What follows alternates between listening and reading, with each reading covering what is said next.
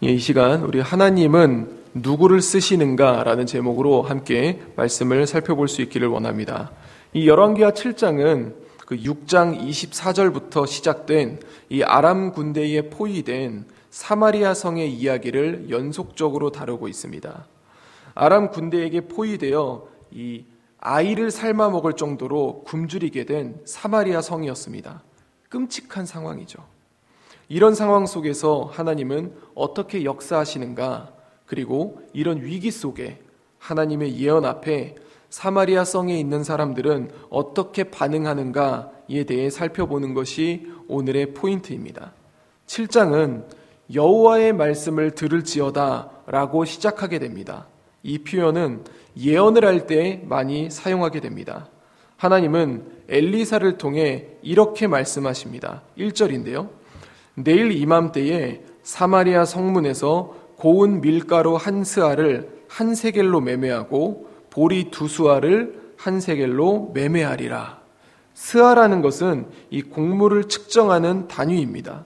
세겔은 돈의 단위죠. 한 스아는 약 7.3리터를 얘기를 하는데요. 이것은 앞에 있는 6장 25절을 보면 나귀 머리 하나에 은 80세겔, 비둘기 똥 4분의 1갑에 은 5세겔이라고 했던, 즉 현재 상황보다 훨씬 풍성하게 풍부하게 바뀔 것이라는 것을 의미합니다. 즉 사마리아 성의 어려움이 해결된다는 것입니다. 하나님의 이 말씀에 반응하는 자가 있었습니다. 2절입니다. 그때의 왕이 그의 손에 의지하는 자 곧 한 장관이 하나님의 사람에게 대답하여 이르되 여호와께서 하늘에 창을 내신들 어찌 이런 일이 있으리요. 왕이 그의 손에 의지하는 자 장관입니다. 이는 사마리아에서 중요한 사람입니다. 하지만 하나님에 대한 믿음이 없는 모습을 보여줍니다. 하나님의 사람인 엘리사는 그 장관의 말에 이렇게 답하죠. 네가 네 눈으로 보리라. 그러나 그것을 먹지는 못하리라. 반면에 새로운 인물들이 등장합니다. 성문 어귀에 나병 환자 4사람이 있었습니다.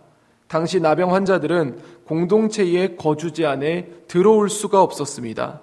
우리가 코로나 걸리면 격리하는 것처럼 당시에도 피부병이 걸렸을 때 사람들로부터 격리하게 되는 그런 제도가 있었습니다.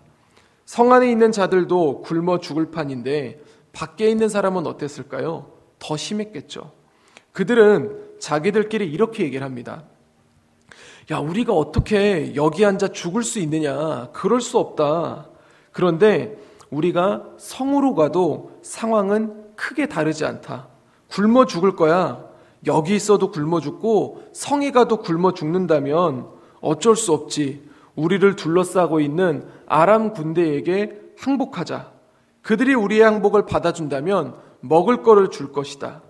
받아주지 않는다면 죽겠지만 여기서 죽으나 거기서 죽으나 똑같은 거 아니겠느냐? 그렇게 하여 그들은 해질 무렵에 아람 진영으로 나아가게 됩니다. 놀라운 일이 일어났습니다. 아람 진영에 아람 군대가 없는 것입니다. 어떻게 된 것일까요? 여기에는 하나님의 역사하심이 있었습니다. 본문 6절과 7절입니다. 제가 읽겠습니다. 이는 주께서 아람 군대로 병거 소리와 말소리와 큰 군대의 소리를 듣게 하셨으므로 아람 사람이 서로 말하기를 이스라엘 왕이 우리를 치려하여 햇사람의 왕들과 애굽 왕들에게 값을 주고 그들을 우리에게 오게 하였다 하고 해질 무렵에 일어나서 도망하되 그 장막과 말과 나귀를 버리고 진영을 그대로 두고 목숨을 위하여 도망하였음이라. 하나님이 역사하셨습니다. 아람 군대는 도망가게 됩니다. 아무것도 챙기지 못하고 그저 몸만 피하기에 바빴습니다. 사마리아 성에 있는 사람들은 아람 군대를 두려워하여 굶어 죽어가고 있었는데 지금 아람 군대는 힘없는 나병 환자들에게 약탈을 당하게 됩니다. 아람 군대에게 항복하러 갔던 나병 환자들이 아람 군대가 놓고 도망한 것들을 차지하게 되었다는 것이죠. 그런데 여기서 놀라운 일이 일어납니다. 나병 환자들이 이런 생각을 가지게 된 것입니다. 9절인데요. 우리가 이렇게 해서는 아니하겠도다. 오늘은 아름다운 소식이 있는 날이거든. 우리가 지금 침묵하고 있도다. 만일 밝은 아침까지 기다리면 벌이 우리에게 미칠지니 이제 떠나 왕궁에 가서 알리자. 자기들이 누릴 수 있고 자기들만 즐길 수 있는 이 현장에서 힘없는 나병 환자들은 사마리아 성에서 굶어가고 있는 백성들을 생각한 것입니다.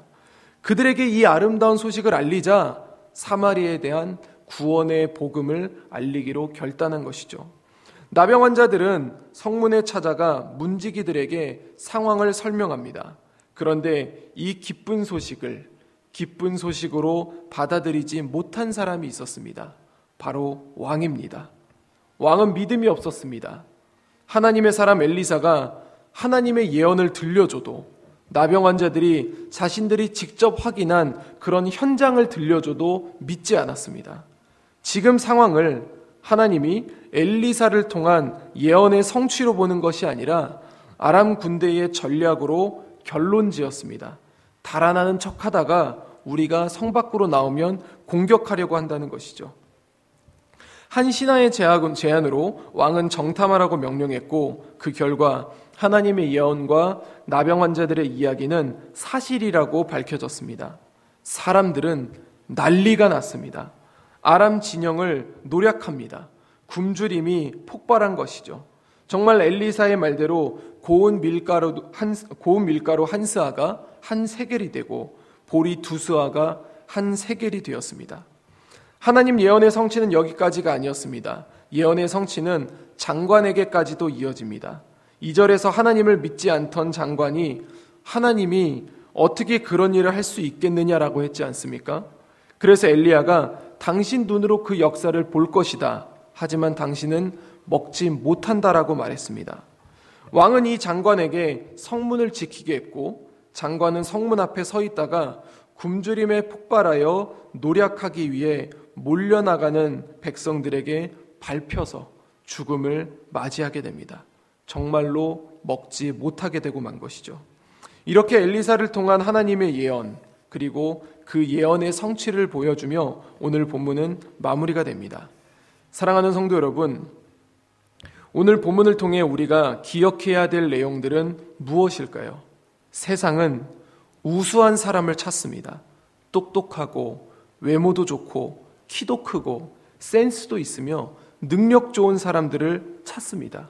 사람들은 세상으로부터 쓰임받기 위해 이러한 것들을 계속해서 채워나가려고 합니다. 반면에 하나님은 그런 사람을 원하지 않으십니다. 세상과 같은 기준을 가지고 계시지 않다는 것입니다. 오늘 본문을 보면 세상적으로 아주 훌륭한 왕과 장관이 있었습니다. 반면에 힘없고 격리당했던 4명의 나병 환자들이 있었습니다. 누가 하나님의 역사를 목격했고 누가 그 역사를 전하는 복음의 통로가 되었습니까? 나병 환자들이었습니다.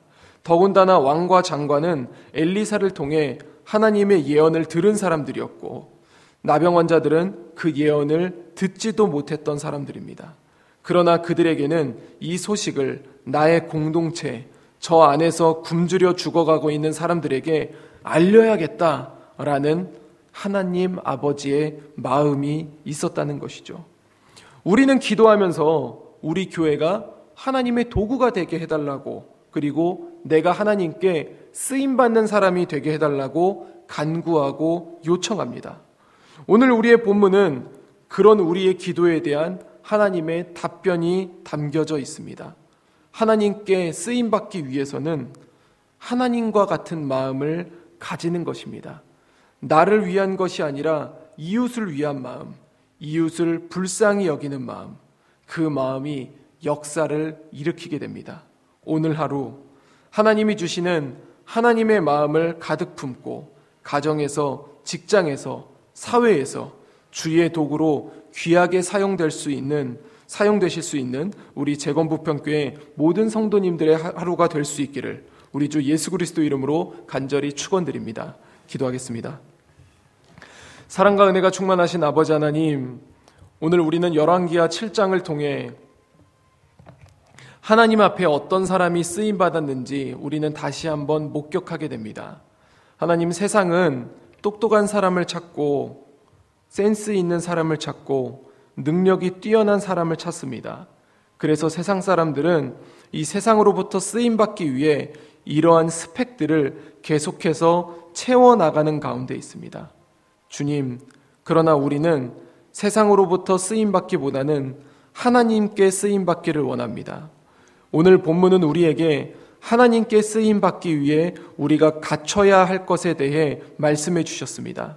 주님, 우리가 세상의 그런 가치관을 따라가는 것이 아니라 하나님이 우리에게 요구하시는 하나님 아버지의 마음을 가질 수 있도록 아버지 우리 마음을 주관하여 주시옵소서.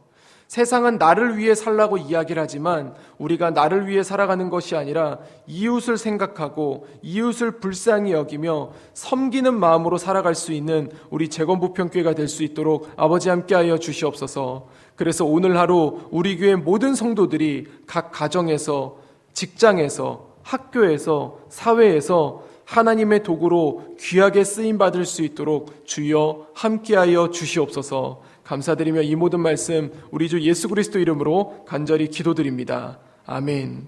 하늘에 계신 우리 아버지, 아버지의 이름을 거룩하게 하시며 아버지의 나라가 오게 하시며 아버지의 뜻이 하늘에서와 같이 땅에서도 이루어지게 하소서.